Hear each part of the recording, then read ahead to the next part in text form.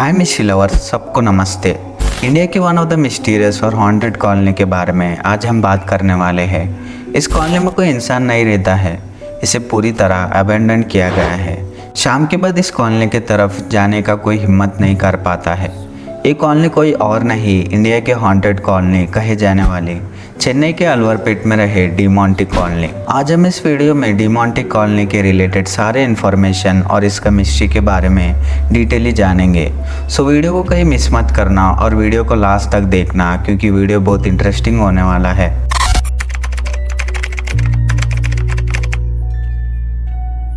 पहले हमें ये कॉलोनी को ये नाम कैसा आया इसके बारे में जानना पड़ेगा। 1790s में जॉन डी मोंटी नाम पोर्टुगीज बिजनेसमैन मद्रास को आए थे। उन्होंने उनका ट्रेडिंग बिजनेस मद्रास में स्टार्ट करते हैं और उनका ट्रेडिंग बिजनेस इंडिया में अच्छा सक्सेस होता है। तब डी मोंटी उनका बिजनेस उन्हें ही देखभाल करना था, तब उन्होंने मद्रास में रह जाने का सोचा। तब डी मोंटी मद्रास में एक कॉलोनी को बनवाते हैं। उस कॉलोनी में सारे घर एक जैसे थे, सिर्फ एक घर को छोड़कर, वही जॉन डी मोंटी का था और उन्होंने उस कॉलोनी का नाम दिया D Monty colony. D Monty और उनके वाइफ मैरी मद्रास में ही रह जाते हैं। उन दोनों को एक बच्चा था, उस बच्चे का नाम क्रिस्टोफर था।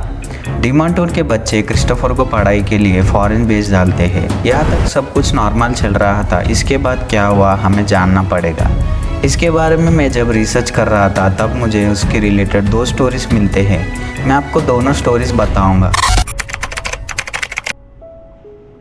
फर्स्ट, डी मोंटी के बेटे क्रिस्टोफर फॉरेन से जब इंडिया लौट रहे थे तब उनका एक्सीडेंट होता है और वे मर जाते हैं। इस न्यूज़ को सुनकर डी मोंटी बहुत दुख होते हैं, लेकिन उनकी मदर मेरी इस न्यूज़ को नहीं ले पाती है। इस कारण वे शॉक में चले जाकर मेंटली अनस्टेबल हो जाती है और पागलों की तरह बिहेव करना स्टार्ट करती है।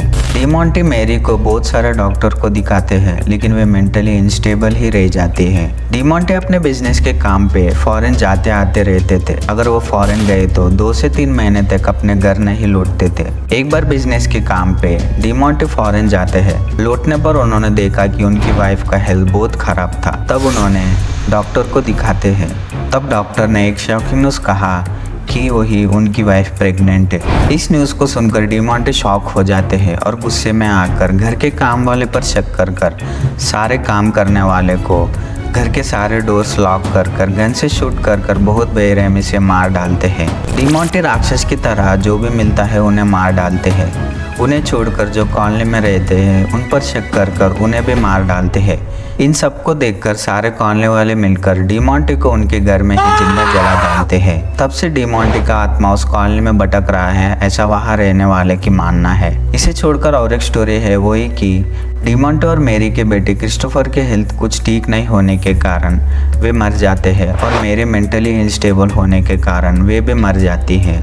उसी समय डी मोंटी का बिजनेस में लॉस आता है। इन सबको देखकर डी मोंटी अकेले महसूस कर और डिप्रेशन में चले जाकर एक दिन वे भी सुसाइड कर लेते हैं। इन दोनों स्टोरी में से कौन सा सच है इसका कुछ पता नहीं, लेकिन इन दोनों स्टोरी का कॉमन पॉइंट वही कि डी मोंटी का एबनॉर्मल डेथ। डी मोंटी के मरने के बाद एक कॉलोनी पूरी तरह एक हॉन्टेड प्लेस में बदल गया है, ऐसा वहाँ रहने वाले बताते हैं। दिन बीत जाते हैं और इस कॉलोनी में से सारे इंसान चले जाते हैं। वहाँ रहने वाले के अनुसार इस कॉलोनी से नाइट टाइम कुछ अजीब साउंड आते रहते हैं और वहाँ हवा के बिना इस कॉलोनी के सारे घरों के डोर्स और विंडोज के दरवाजा अपने आप हिलते रहते हैं और इस कॉलोनी में एक सफेद परछाई दिखाई देता है, ऐसा वहाँ के रेसिडेंट्स कहते हैं। और वे परछाई किसी और का नहीं, डी मोंटी का है, ऐसा मानना है।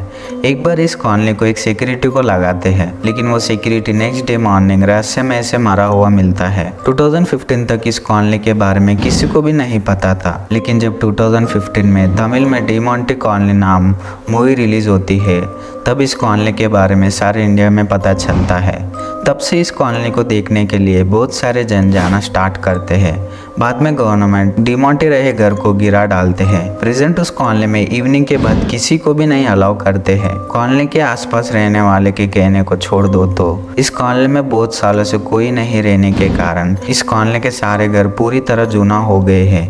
इस कारण ये डी मोंटी कॉलोनी और मिस्टीरियस और हॉन्टेड प्लेस में बदल गया है। असल में डी मोंटी कॉलोनी में क्या हो रहा है, क्या यहाँ पर सच में कोई आत्मा है या ये सब वहाँ रहने वाले के द्वारा स्प्रेड किया गया है रूमर्स। इस पर आपका क्या ओपिनियन हैं नीचे कमेंट कीजिए। यही है इंडिया मोस्ट हॉन्टेड कॉलोनी कहे जाने वाली डीमोंटी कॉलोनी का मिस्ट्री। आपको वीडियो कैसा लगा नीचे कमेंट कीजिए। अगर आपको वीडियो पसंद आया तो लाइक कीजिए। अगर आप कल की मूवी के रिलेटेड सारे मिस्ट्रीज के बारे में जानना चाहते तो स्क्रीन पे दिखता हुआ प्लेलिस्ट पर क्लिक कीजिए। अगर आप मेरी तरह मिस्ट्री लवर्स हो तो ऐसा मिस्टीरियस वीडियोस को मिस नहीं होना चाहते तो अपने चैनल को सब्सक्राइब कीजिए। मैं आपको कुछ अनोखा मिस्ट्री के साथ नेक्स्ट वीडियो में मिलूंगा। तब तक के लिए स्टे क्यूरियस।